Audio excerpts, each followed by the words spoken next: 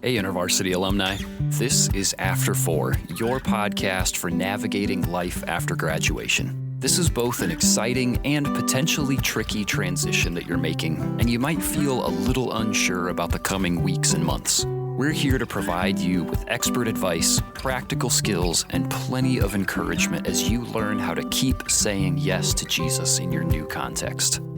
This is After 4, and this podcast is for you, alumni. What's up, alumni? Welcome to After 4, your podcast for navigating life after graduation. I'm your host and guide, John Steele. We are back with the second half of our finance series, and we're shifting our attention toward generosity and stewardship for the remaining few episodes. This episode will serve as a bit of a primer on the topic as our guest, Mark Washington, helps us view generosity as a response of trust, that everything belongs to God, that the 10% and the remaining 90% in our bank account both belong to God, knowing that we can be generous because we trust that God will take care of us just like He promised to do. And not only that, but that the best way to undermine money's power is to give it away. Great insights coming your way. Here's Mark, and this one's for you, alumni. Mark, welcome to After 4. Thank you. Great to be here. Excited to have you very much. Mark, before we dive in too far here, would you help me and help our audience get to know you a little bit? Sure. My name's Mark Washington. I have the privilege of serving with InterVarsity now for over 2 decades, and I've specialized in working with MBA students, that is Masters of Business Administration. God has amazingly provided partnerships and platforms on about 28 of the top MBA programs in the United States from coast to coast.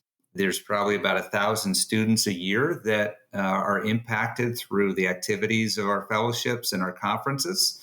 One of the things that has just been an amazing gift from God has been our annual MBA conference called Believers in Business. It'll be coming up in February 21st and 22nd. And recently we added a summer retreat for students, particularly incoming students. It's called the Anchor Retreat. And that has now gone for 4 years. And we're excited that that has taken root and will be another way to resource MBA students in their journey. Now, one of the other things that you're involved with is this group called Generous Giving, which starts to angle us toward our broader conversation today. Can you tell me just a little bit about what Generous Giving is and what your involvement has been with them in the past? Oh, yeah. We're very excited about our partnership with Generous Giving. Since 2016, they have provided free retreats for about 1,400 MBA students while they've been students. What Generous Giving does is they provide stewardship training. Generous Giving has been doing this for many, many years. And any given year, there's, a dozen and a half or more Journey of Generosity weekend trainings, they call them. They call them a JOG, Journey of Generosity. And this has been kind of life-changing for students. The students really loved the opportunity to talk about something that they don't get to talk about normally. And to do so for those that are married or have significant others, this was an opportunity for them to go deeper with others around it as well. One of the things that we did recently was we hired an outside research firm to see, okay, what is the impact that these MBA Journey of Generosity weekends have had? And it's been significant. For instance, about a third of the students committed to a maximum lifestyle cap. Wow. So what is that? Well, that's basically saying, hey, we feel like this is enough money to live on, and maybe it gets adjusted for inflation every year or something like that. But anything above and beyond this, we are going to give away. And it's a little easier to do that if you don't know whether or not you're going to become a billionaire, Right.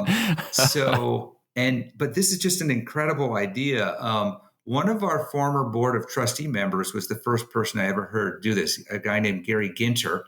I remember introducing him one time to students when he was going to be speaking.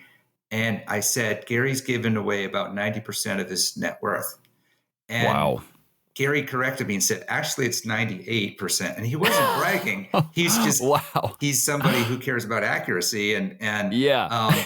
And the first time I was meeting with him, he arrived late because his 20-year-old car had broken down on the way. Oh my And goodness. this was a person who, when his derivatives firm, which is kind of a financial institution of sorts, was sold, there were tens of millions of dollars that he was given when it was sold. So examples like that, and students are so hungry to see people who are the real deal and walking the talk and living it out. And that's part of what generous giving has been able to do, because the facilitators often are business leaders who were in similar shoes as the students, a decade or two earlier. And they're saying, hey, you can actually live off of a lifestyle cap, or you can adopt a whole different mindset about, whose stuff is it really? As believers, 100% of it is God's. Right. We'll talk about tithing, but actually the other 90% is God's too. Yeah, exactly. And it's worth mentioning for our listeners, you can go to the Generous Giving website and sign up for one of their, sometimes they do virtual, but they also do in person in different localities, weekends. And so it's available to anybody who's interested, not just the MBA students, but yeah, That's awesome. I highly recommend. Yes, that's so great. I got to participate in a sort of a mini jog, even with some of my coworkers, and I mean, it's hard to not walk away feeling like, wow, I want to be more generous. I feel invited into something bigger and more exciting than what I realized, and I highly recommend that people experience that, and to experience it with community. Invite some friends or family members or people with you that you like, rub shoulders and maybe talk money a little bit about, and now do it more, and do it through this. Mark, you're joining us in a series that we're doing on After 4 about money, generosity, personal finance, and some of your experience with generous giving and journey of generosity. That I think that's going to be super helpful, and just some of your own journey. But as I often do, as our listeners can attest to, many times in these conversations, I start with what feels like kind of an obvious question. So today will be no different, Mark. And so, like, big picture, can you just give us a working definition of generosity? There's probably something that comes to many of our minds when we think of that word, but I'd like to know, what's a helpful frame for us to move forward with thinking about generosity? Right. Yeah. I think the starting frame is everything belongs to God. Yes. Everything is a gift. And it's not just material stuff. It's the challenges we face. It's the blessings that we have. Everything is a gift. Wow. And the question is, am I going to trust God? And is God going to be number one? I mean, Jesus talks about you can't serve two gods. You can't serve Mammon and God at the same time.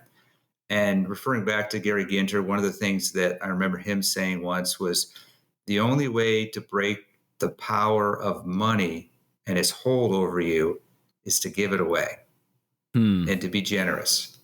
Wow. So I do think generosity is more than just an act. I think it involves head, heart, and hands. And if we're truly going to love the Lord our God with all our strength and soul and mind, then we need to be able to have a framework to understand, what material things are and how we use them, and how we're stewards rather than owners. Everything that we're doing, it kind of reflects back to our relationship with God and what we think of him. And, is he really the good shepherd? Are our cups going to overflow, or do we need to grasp after things ourselves? So I think those are my starting points for the question of generosity. Yeah.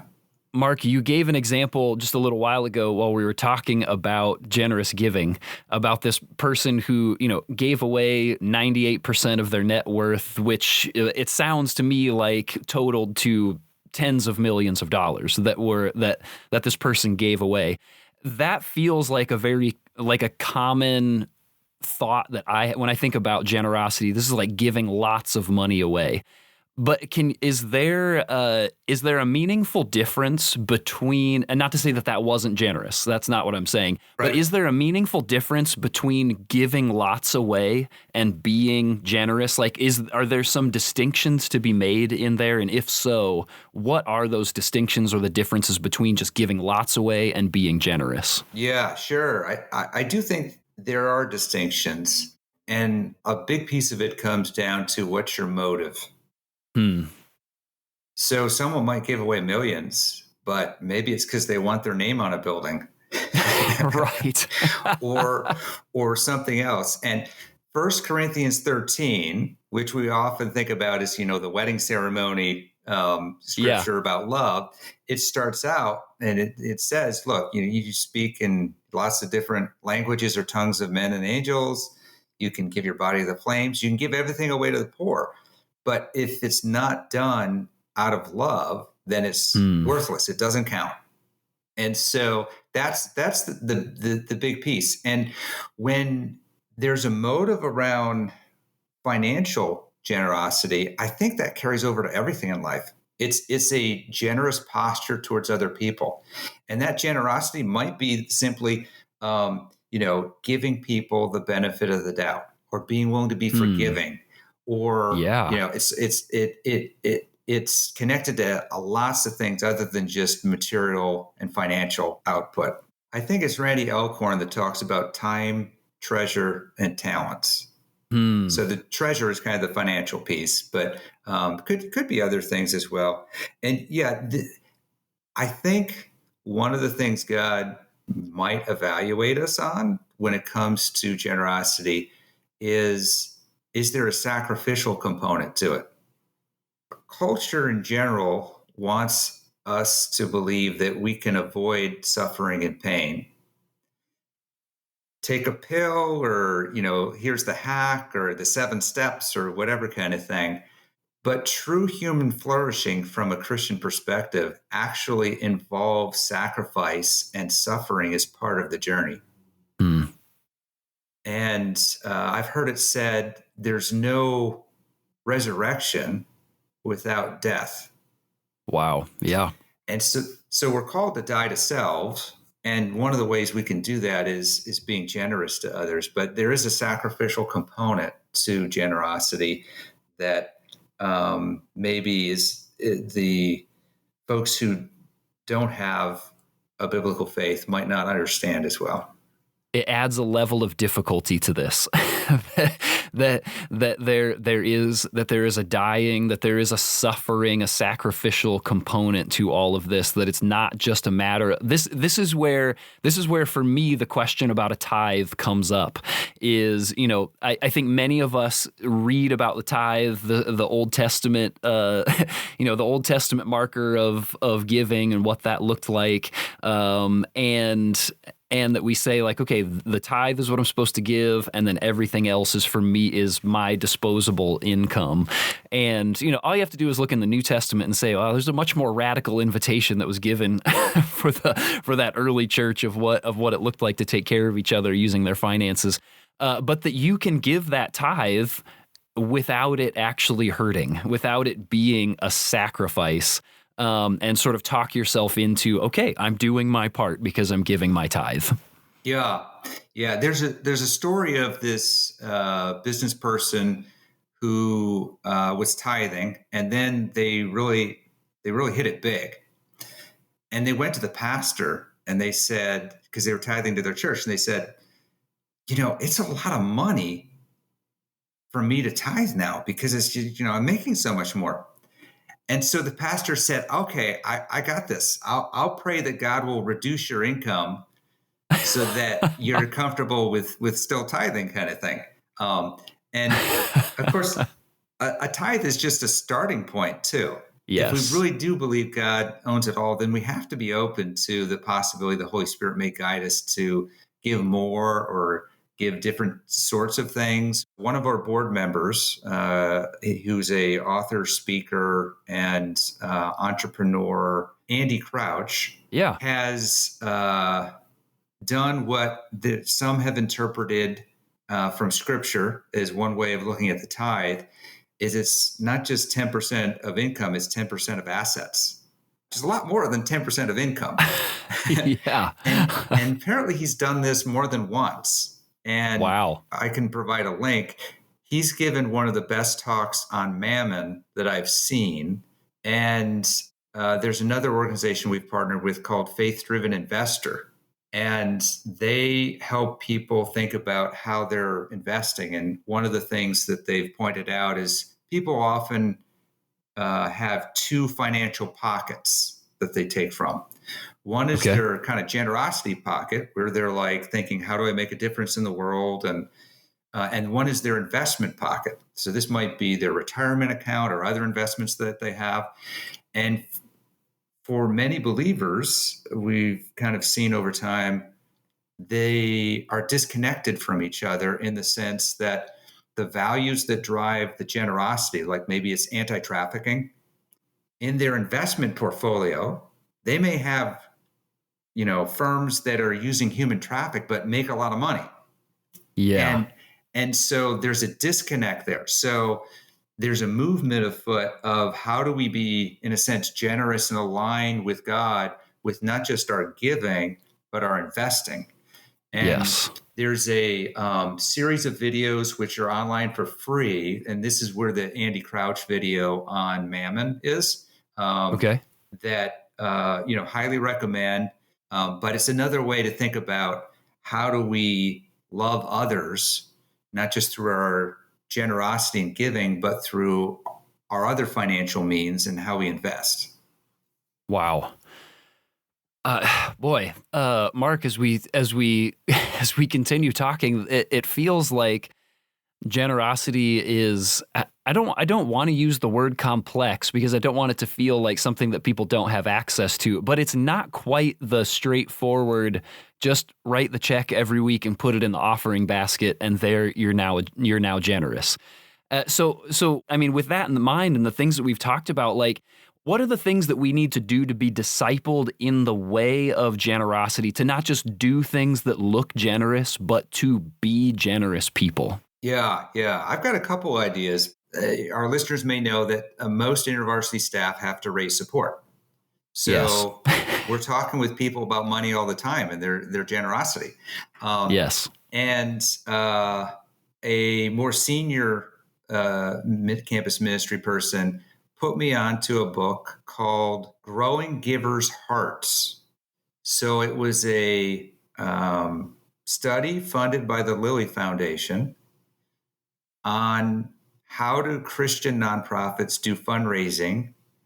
Does it align with Scripture, and is it any different from how non-Christian nonprofits do fundraising? Okay. And one of the things that they concluded was for Christians to do fundraising, the impact on the people who are being asked to give ought to be aligned with the same impact that we have on each other anytime we're interacting with someone. It ought to draw people closer to Christ.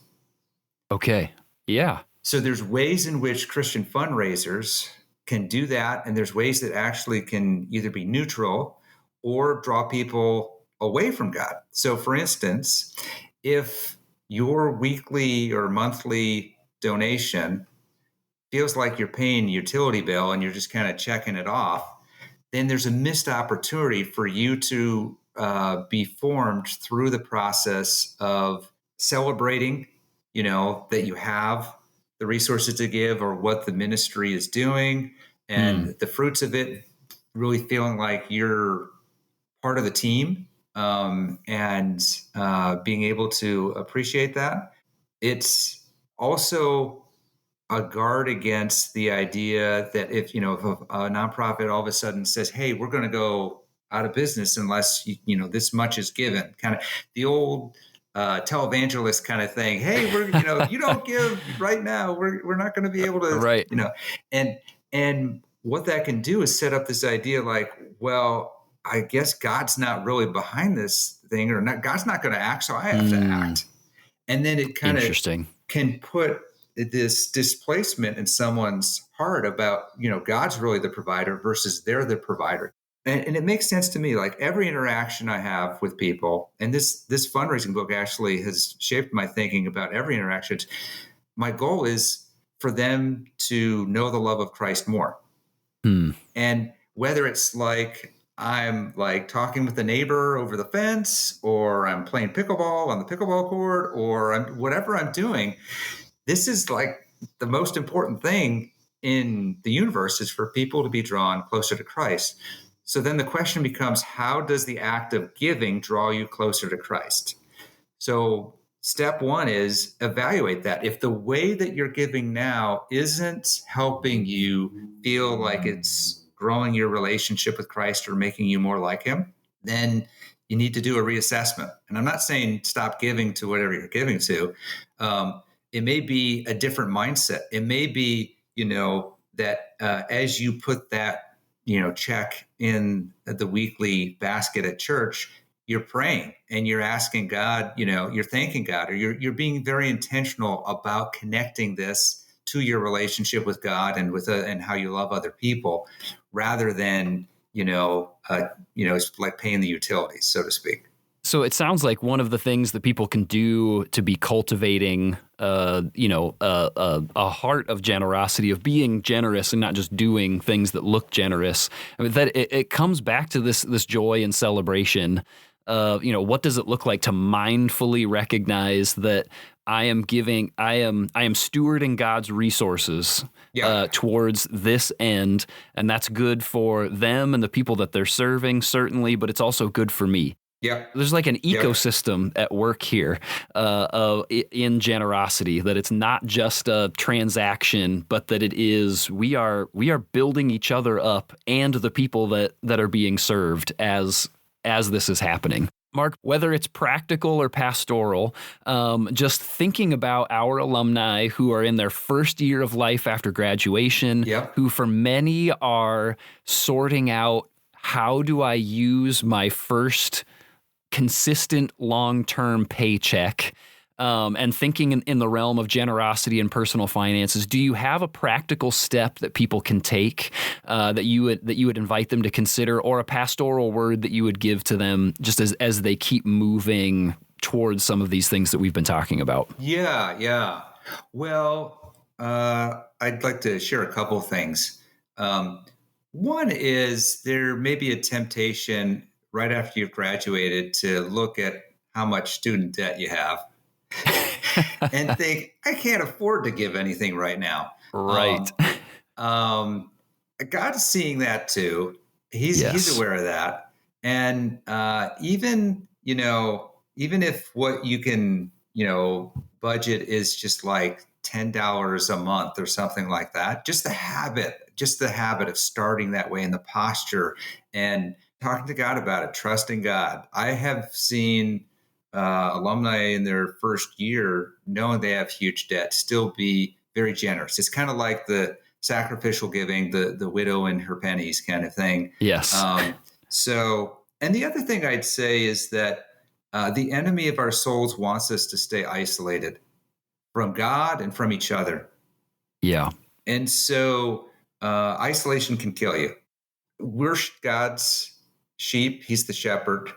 One of the ways that wolves hunt sheep is, even though they're faster and stronger, they don't like dive into the middle of the pack and figure, hey, we're going to get somebody. They skirt the edges. They look for the person, the sheep that's off by themselves. They're lazy and they want to conserve their own energy. And so they go for the easy kills. And so money is so much not talked about. So finding some other people to talk about it with, whether it's through generous giving or a giving circle or other peers of yours that are graduating the same time you are, strongly encourage that. so that you can help form each other.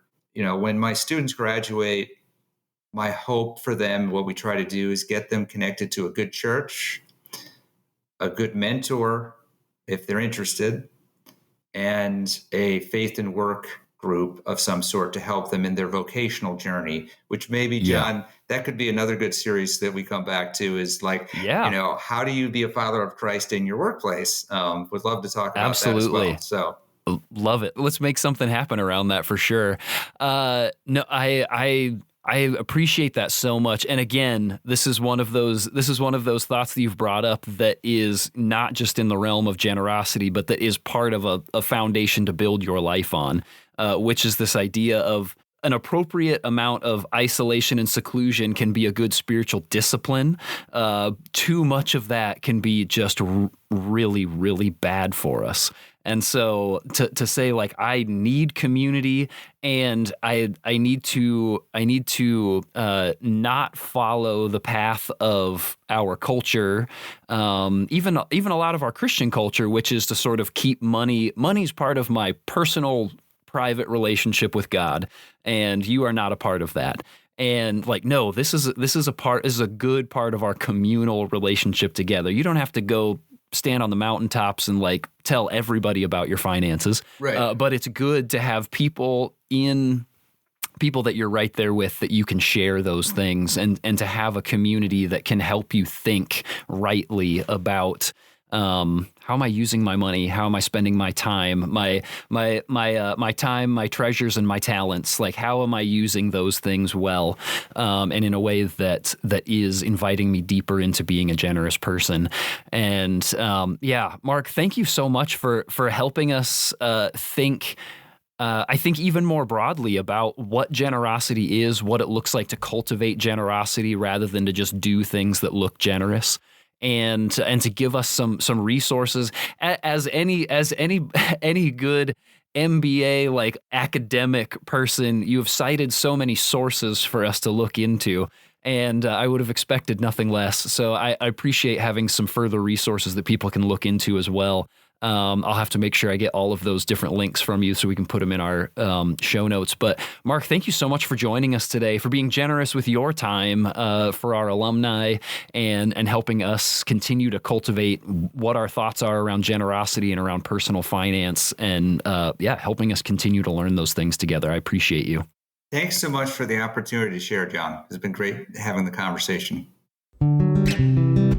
Alumni, generosity is so good, but it is so not easy. And for most of us, it just doesn't come naturally. And that's because for some reason, we have a really complicated relationship with money. There is something about it that quickly gets our priorities, our identity, and our view of God and His provision way out of sync. But like Mark said, our relationship with money comes down to our relationship with God. Do we believe that He is our provider and that He will take care of our needs? What we believe about those ideas lays a foundation for what we believe about money and the role it's meant to play in our lives. If you haven't listened to them yet, I encourage you to go back to the beginning of this series and check out our first 3 episodes with Emily Francis and Shung Saavedra. I really think that the two of them nailed it in covering some important heart and personal history issues, and a lot of those things impact the way that we engage with many of the ideas Mark brought up today around money and generosity. Those episodes do a good job of cultivating the soil for this conversation we had today. Mark, thanks so much for joining us and for being such a great friend of the podcast. You've blessed us with your own time and talents and with some other phenomenal guests. Thank you so much. Alumni, be sure to come back next week for a real-life story of generosity that impacted an InterVarsity chapter's entire semester of ministry, and it was only made possible by God's movement in the heart of a couple of alumni just like you. Until then, consider sharing this episode with someone who needs to hear it, and I will see you in the after, alumni. Hey, thanks so much for joining us today, alumni. If there was anything that you learned, really enjoyed, or that encouraged you from today's episode, would you send us a DM or tag us in a story? We'd love to hear about it. You can find us at After4Pod on Instagram and Facebook. And if you haven't already, take just a second to unlock your phone and subscribe to the podcast. If your platform lets you, leave us a rating and a review.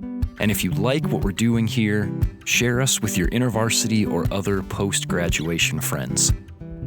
Thanks again for listening, and I will see you in the after, alumni.